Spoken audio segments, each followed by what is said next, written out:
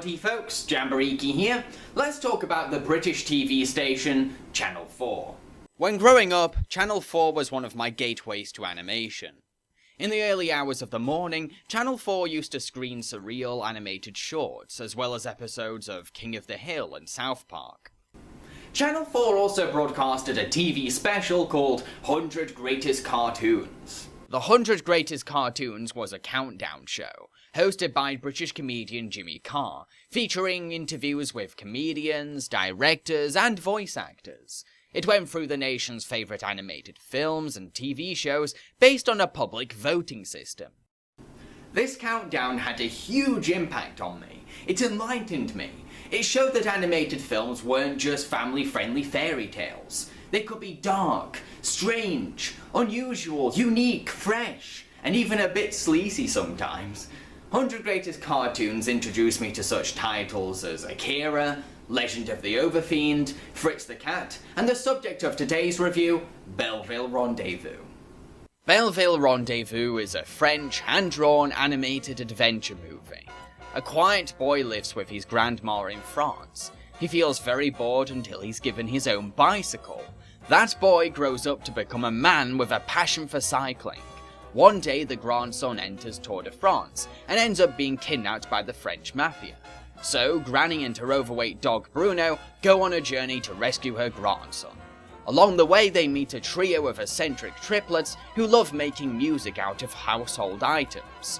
Can this brave grandmother save her grandchild with the help of some wacky old ladies? Or will he be stuck in the hands of the scary French Mafia?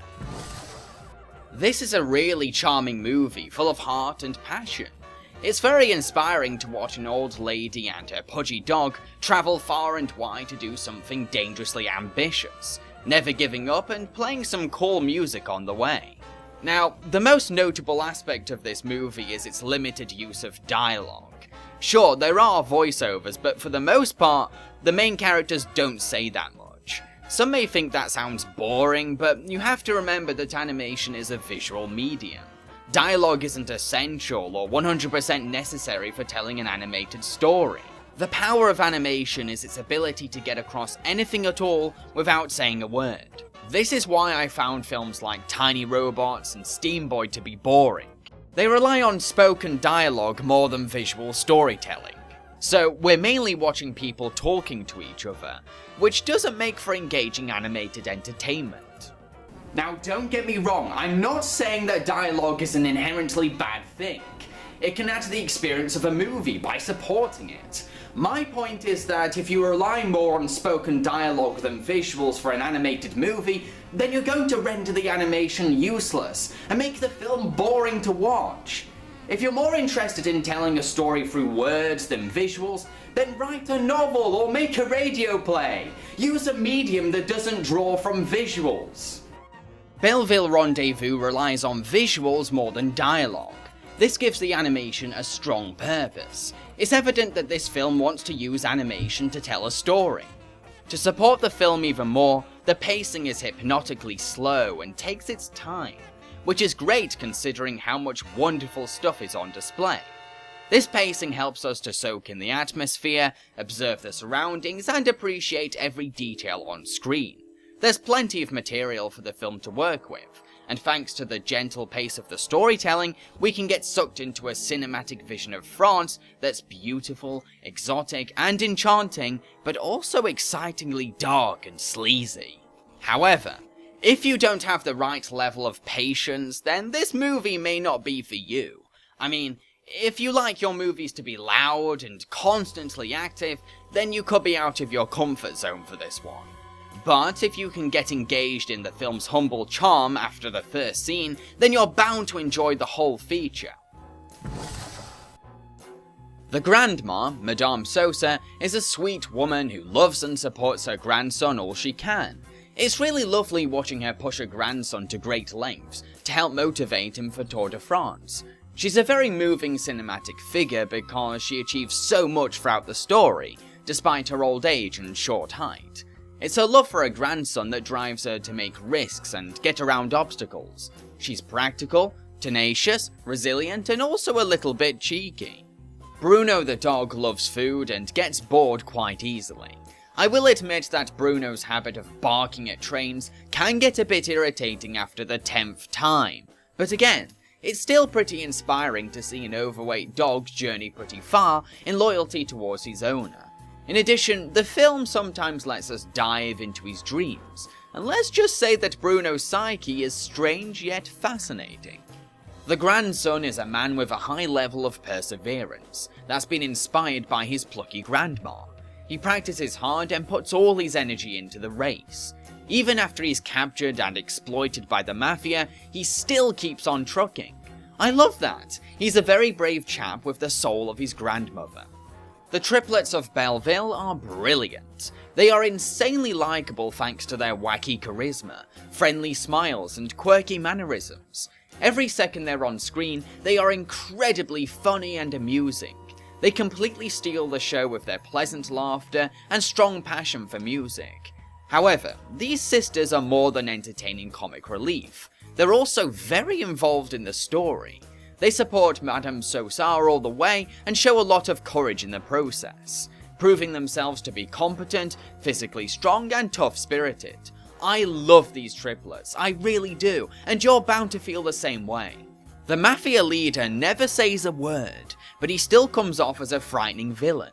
He seems so self-assured that he does all his actions without any worry, fear, or concern. He seems so laid back, and that's creepy because it shows that he isn't afraid of anything. He knows that his entire Mafia will protect him at gunpoint in a microsecond, so he goes about his day with ease and confidence. It's that certainty that makes him seem intimidating. While I know some people will find the character designs to be off-putting, personally I love them.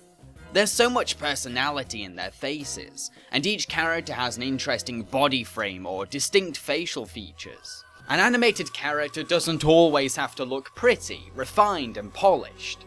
Adding some deformity or exaggeration can give a reason for a character to be animated. I mean, if a cartoon character looks too real, then I wonder, hang on, why don't you just film a real person? The animation itself is gorgeous, well-timed, and very charming.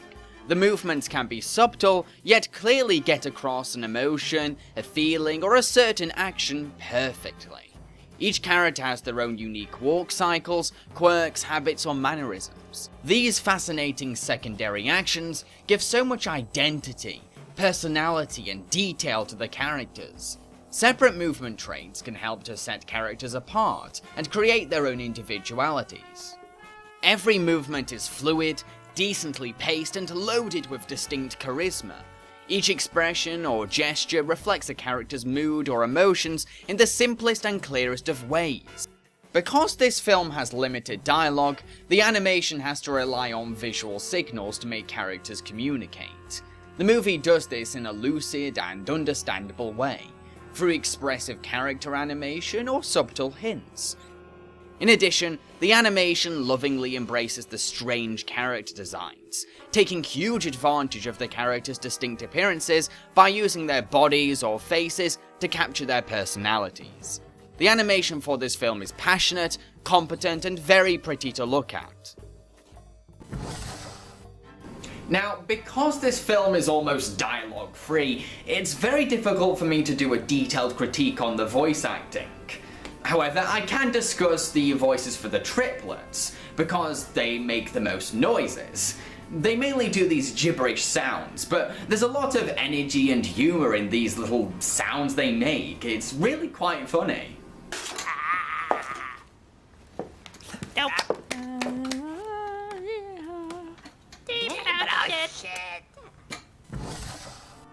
Music in this film is a running motif. Madame Sosa plays the piano badly, and she uses a bicycle wheel to make cute little tunes. Plus, the triplets used to be celebrity singers and now perform music with household items. There's so much charm to the triplets' songs, because their instruments are made up of natural voices, footsteps, a vacuum, a newspaper, and fridge shelves, generating a naked and simple process of creating rhythms or beats, much like the performance group Stomp. The film also uses Mozart's Great Mass in C minor, for a scene where our characters are travelling the sea by pedalo in a raging storm. Mozart's track adds a huge depth and epic weight to the scene, thanks to its glorious scale. The movie's original music score, which was composed by Ben Charest, is actually rarely featured. There's some intense and creepy music during the Mafia scenes, fancy piano playing in a posh restaurant scene, fast-paced drums during one of Bruno's dreams, some vintage French music coming from radios, and soft guitar when Madame Sosa makes a fire in the street. For the most part though, Charest doesn't provide much music. This works on 3 levels. It helps the audience draw their attention more towards the animation, it gives us a chance to soak in the atmospheric sounds, and it makes the triplet songs stand out. Charest's score is humble, used at suitable moments, and performed with wonderful grace. To conclude, Belleville Rendez-Vous is a charming movie crafted with lots of humour and heartfelt drama. It lovingly embraces the mediums of animation and music, while also capturing an exciting vision of France. Those of you who are put off by the lack of dialogue or laid-back pacing may not enjoy it, but personally, I think it's a real gem that's worth watching. I'm going to give it 4.5 strawberries out of 5. Now, if there's some of you out there still wondering if this movie is your cup of tea, then consider this. If you enjoyed director Sylvain Chomet's other film The Illusionist, the music-driven anime series Cowboy Bebop, and the dialogue-free first half of Wall-E, then you're going to love Belleville Rendezvous. I've been Jambareeqi and I hope you enjoyed my review. Feel free to subscribe to my channel and I encourage you to follow me on Facebook and Twitter. In the next episode, I'm going to review the highly requested Feladay. Cheerio, folks. I won't finish my life in Timbuktu. Chicks so tight, my lips are turning blue. I'd like to be wrinkly, utterly wrinkly, wrinkly like a triplet from Belleville.